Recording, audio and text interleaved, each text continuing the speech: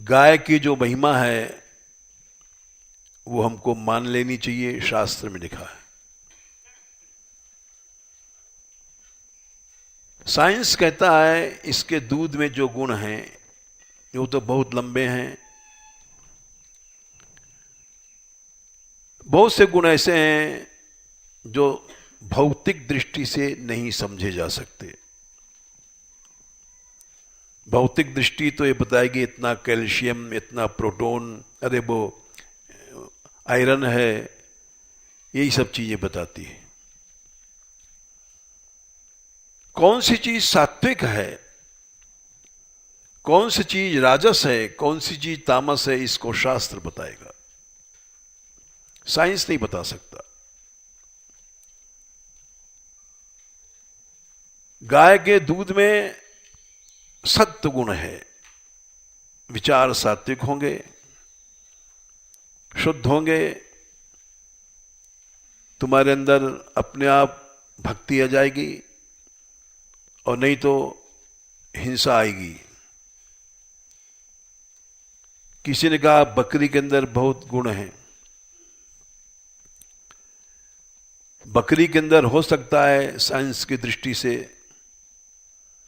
बहुत से तत्व हों भौतिक, लेकिन जो सतोगुण है वो जितना गाय में है वो नहीं हो सकता। भेड़ है, भेड़ का दूध है, हड्डी टूट जाए लगाओ जुड़ जाएगी, लेकिन भेड़ में सतोगुण नहीं होता है। कैसे पता? कुछ दिन पहले हजारों भेड़ें कोसी में कट गईं, क्योंकि भेड़ में बुद्धि नहीं होती है। भेड़ देख रही है कि कट रही है एक भेड़ रेललानी से, लेकिन चली जा रही है, कटती जा रही है। भेड़ में हड्डी तो मजबूत करने की ताकत है, लेकिन सतोगुण नहीं है। भेड़िया धसान, ये भीड़ क्या है? भेड़िया धसान। निर्बुद्धिपन को भेड़ कहते हैं, क्योंकि वो इस सब चीजों में तामस है। सतोगुण केवल गाय में होता है। बुद्धि शुद्ध रहेगी और धीरे धीरे भक्ति आ जाएगी, भगवान मिल जाएंगे।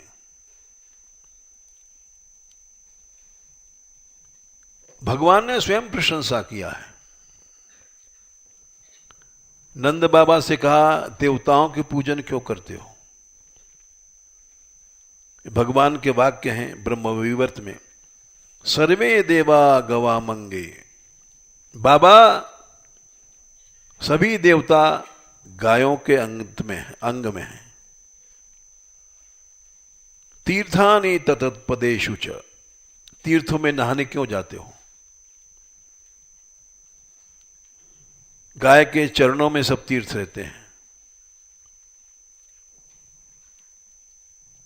और पैसा इकट्ठा क्यों करते हो?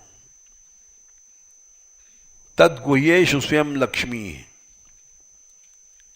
गाय के गुह्य अंग में यानी गोबर या गोमूत्र में लक्ष्मी रहती है। वैज्ञानिक दृष्टि से देखा जाए तो गोबर से अपने आप बिजली बनती है, शक्ति पैदा होती है। गोष्पदाग्ध मृतायो ही तिलकम गुरुते नरा, ये श्रद्धालु आदमी मानेगा। गाय के चरण के जो रज है खूरे, उससे तिलक कर लो, सभी तीर्थों का स्नान हो गया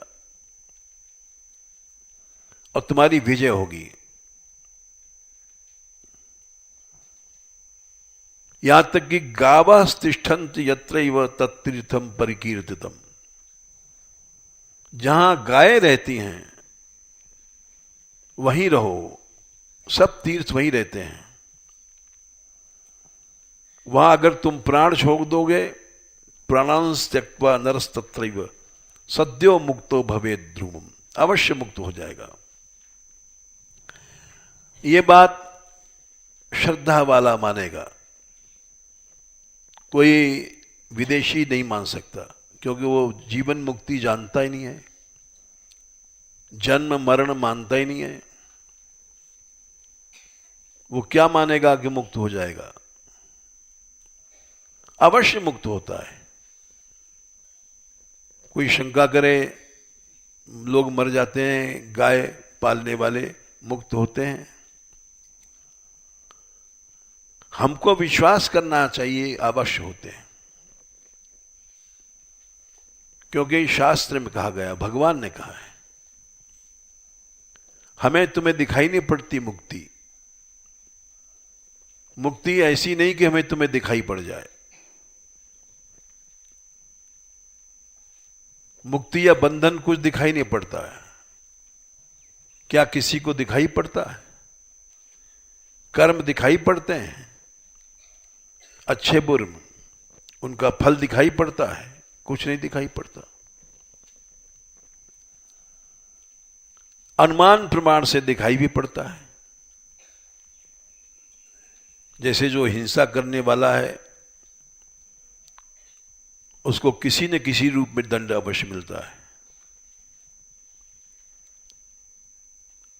अब नहीं, कुछ देर बाद मिलेगा, फल देर में मिलता है।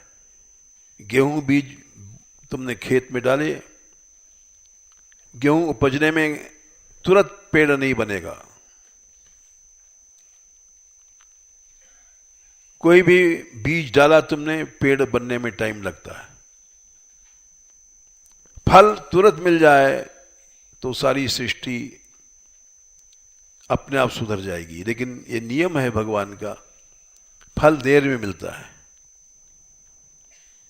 जो हिंसा करते हैं उनको फल मिलेगा अवश्य, निश्चित मिलेगा। हमको तुमको दिखाई नहीं पड़ता है। जो पुण्य करते हैं उनको अवश्य फल मिलता है, हमें दिखाई नहीं पड़ता। केवल एक श्रद्धा विश्वास